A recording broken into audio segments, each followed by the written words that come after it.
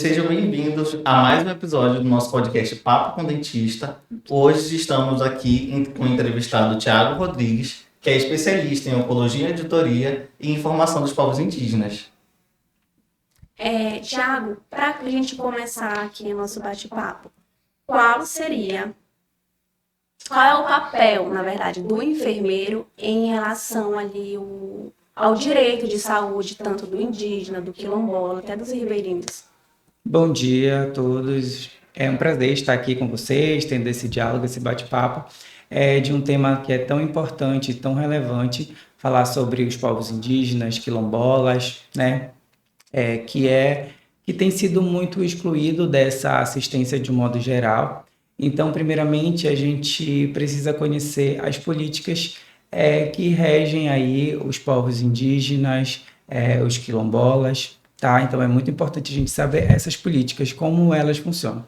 Então, o papel do enfermeiro, além de conhecer essas políticas que regem aí a saúde indígena, a saúde quilombola, é fundamental conhecer esses territórios, onde eles habitam, como funcionam, para que a gente consiga trazer uma prática integrativa mais inclusiva, porque se a gente conhece a cultura, a realidade, as vivências e como elas funcionam, a gente consegue trazer o conhecimento empírico de enfermagem, de saúde, sem que a gente possa ferir ali a vivência desse povo tradicional. E em relação às dificuldades, qual que seria a maior dificuldade que essa população, esses povos têm para ter acesso ali tanto na saúde, na educação? Seria mais assim no meio da logística de transporte? Por exemplo, o acesso realmente é mais difícil, né? A gente precisa de uma logística muito grande, de um investimento grande para chegar nesses territórios.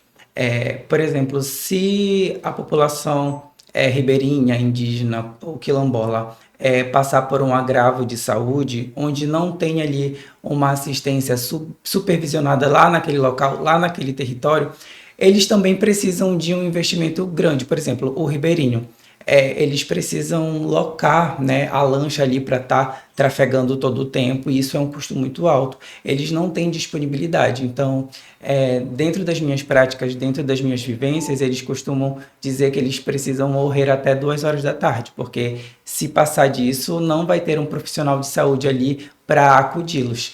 Então, a maior dificuldade está nisso, de você ter uma continuidade do cuidado em um período integral, que é diferente de uma capital, onde a gente tem esse cuidado integral, a gente tem uma supervisão hospitalar 24 horas, por exemplo, você consegue ir numa UPA, você consegue ir num pronto-socorro, mas já nesses locais a realidade é completamente diferente.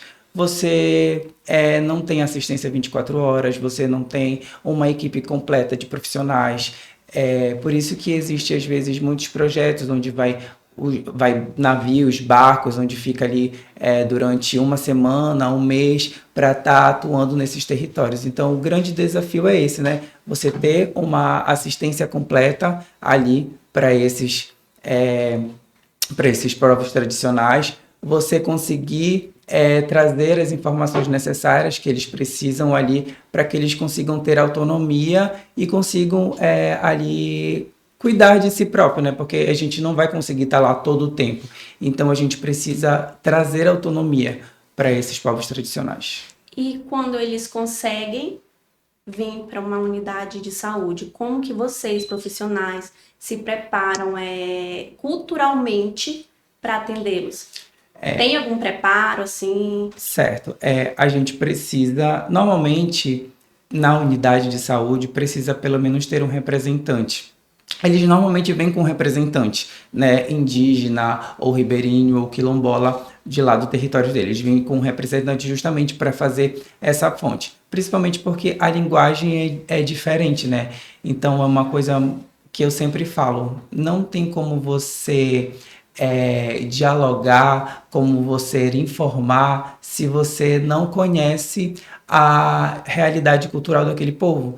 Então, para você informar, você precisa reconhecer a identidade, você precisa reconhecer a linguagem. Senão, é como se, por exemplo, vamos dizer que a gente entra numa sala de física, de engenharia, e aí a gente vai ter aula lá de cálculo 4. Nós somos profissionais da saúde, né? Nós estudamos a área da saúde. A gente não vai entender nada, né? Porque é uma linguagem completamente diferente daquilo que a gente está habituada.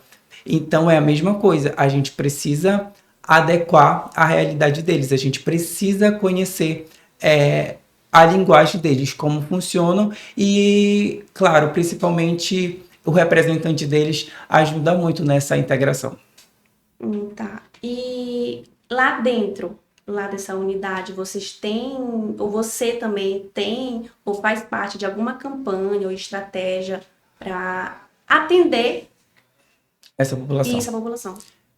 Eu tenho um projeto científico de pesquisa que a gente fala sobre literacia em saúde, ou literacia em saúde, que é justamente o letramento em saúde, em que você vai ensinar como esse povo tradicional ele consegue entender sinais e sintomas, entender os problemas de saúde, como ler, por exemplo, como ler uma receita, como identificar sinais e sintomas de uma doença para que ele consiga a autonomia, como eu falei anteriormente. A gente não consegue estar lá 24 horas por dia, lá não tem uma assistência 24 horas, o número de profissionais é limitado. Então a gente precisa trabalhar nisso, a gente precisa trabalhar nesse letramento, a gente precisa trabalhar nessa identificação de saúde.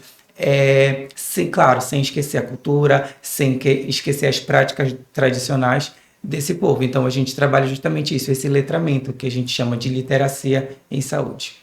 Tá. E você, Thiago, como você está por dentro ali, qual recado, conselho você deixaria para gente, estudante ou profissionais que desejam trabalhar de forma ética, respeitosa com esses povos tradicionais? Olha, eu sou apaixonado pelo que eu faço, realmente eu já trabalho na saúde coletiva já tem um tempo, é muito incrível, é uma experiência única, e para vocês que estão formando, para vocês que estão aí ainda na academia, né? Então, eu digo para vocês terem essas experiências mesmo, porque elas vão transformar vocês em vários aspectos, né? É muito importante quando a gente consegue enxergar o paciente de um modo geral, ele como todo, em todos os aspectos, biológicos, físicos, social, a gente consegue entender além só do que a teoria ensina, entendeu? Então, doença não é só algo específico, né? É só aquela mazela que aquele paciente tem todo um contexto por fora. Então, vale a pena você investir num cuidado integral, que isso é transformador. Você sai uma melhor pessoa e você consegue transformar muitas vidas. E qual a interação desses povos? Se eles são compreensíveis? Como eu falei, eles já têm assim, eles ficam um pouco, como eu posso dizer, travados, né? Como eu falei, a gente sempre tem algum representante deles para ajudar nessa ponte, até porque eles estão muito acostumados com as práticas culturais dele. Então, a gente não pode fugir disso, né? A gente tem que respeitar as crenças, os valores, aquilo que eles pregam. Então, a gente precisa ali ter uma ponte, né? A gente para poder fazer essa intervenção e como qualquer lugar, você não vai na casa de alguém e você já sai abrindo a geladeira, pegando as coisas, sem pedir licença, sem pedir permissão. Você precisa ir com cuidado, ensinar com cuidado, mostrar que como fazer, como faz, como é que vai ajudar, associar as crenças, os valores dele com os cuidados que a gente conhece específicos. É isso, Thiago. Muito obrigado de verdade pelo seu conhecimento, por ter partilhado conosco um pouco da sua experiência, das suas vivências. E a gente queria também te presentear com um brinde que nós compramos de coração. Muito Espero obrigado. que goste. Muito obrigado. Obrigada, viu? Foi um prazer. É isso, pessoal. Esse foi mais um episódio do nosso Papo com Dentista. Espero que todos tenham gostado. É isso e até a próxima.